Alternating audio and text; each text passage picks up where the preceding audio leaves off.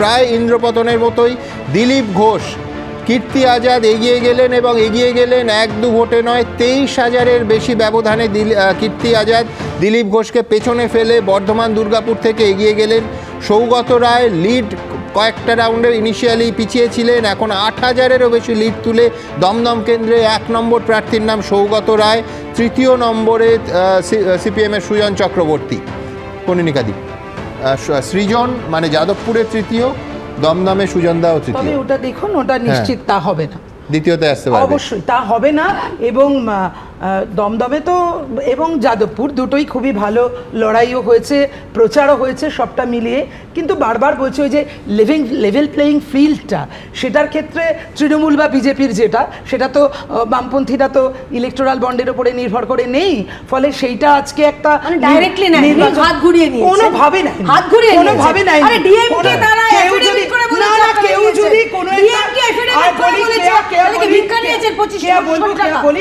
বলি কোনো কেউ একটা যদি কোনো পত্রিকাকে কোনো টাকা দেয়, সেটা ইলেকটোরাল বন্ড নেওয়া বলে না। ঠাকুর ঘরে গিয়ে আমি তো বলা পারি না, আস্তে আস্তে ইলেকটোরাল বন্ড নেওয়া বলে না। আচ্ছা বলতে বলতে তফাৎটা আরো বেশি। বিজেপি 12, তৃণমূল কংগ্রেস 28। আবার বলছি, তৃণমূল কংগ্রেস 28, বিজেপি 12, বামফ্রন্ট 0, কংগ্রেস 2। তৃণমূল কংগ্রেস 28, বিজেপি 12, বামফ্রন্ট 0, কংগ্রেস 2। বর্ধমান দুর্গাপুরে 23,000-এরও বেশি দিলীপ ঘোষের সঙ্গে কীর্তি আজাদের ব্যবধান। কীর্তি আজাদ এগিয়ে। কোথাও কি মনে হয় মেদিনীপুর কেন্দ্রটা দিলীপ ঘোষের রেখে দিলেই ভালো হতো? কেন্দ্র বদল এক্ষেত্রে একটা ফ্যাক্টর হলো। দেখুন, নিশ্চয়ই এটা আমরা এই মুহূর্তে যেটা দেখতে পাচ্ছি এখন দাঁড়িয়ে, যে অনেকটাই পিছিয়ে রয়েছেন দিলীপদা।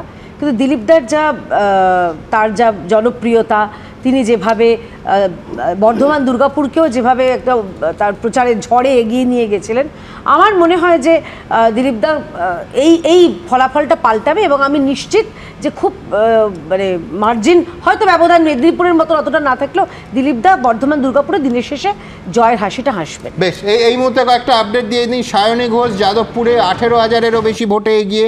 সুদীপ বন্দ্যোপাধ্যায় 6,000-এরও বেশি ভোটে এগিয়ে। উত্তর কলকাতায় তৃণমূল কংগ্রেস প্রার্থী সৌমিত্র খাঁ 4,900-র বেশি ভোটে এগিয়ে।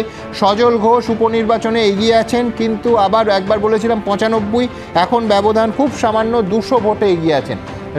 শুভময়দা, দেখুন, এই সজলদার ব্যাপারটা কিন্তু খুব ইন্টারেস্টিং আর কি। মানে এই বরানগরের রাজনীতিতে যে ধরনের ঘটনা ঘটতো, সেই জায়গা থেকে কিন্তু রাজনীতির একটা ধারা পরিবর্তন হচ্ছে। অর্থাৎ বরানগরের একটা যে বাম ট্র্যাডিশন, সেখান থেকে তারপর তৃণমূল কংগ্রেস ক্ষমতা এলো এবং একটা ত্রিমুখী প্রতিদ্বন্দ্বিতা, যেখানে মোটের ওপর তৃণমূল কংগ্রেস এইভাবে এগিয়ে আছে, সেই জায়গায় দাঁড়িয়ে সজলবাবু আপাতত জিতবেন কিনা না হোক, কিন্তু লড়াইটায় আছেন।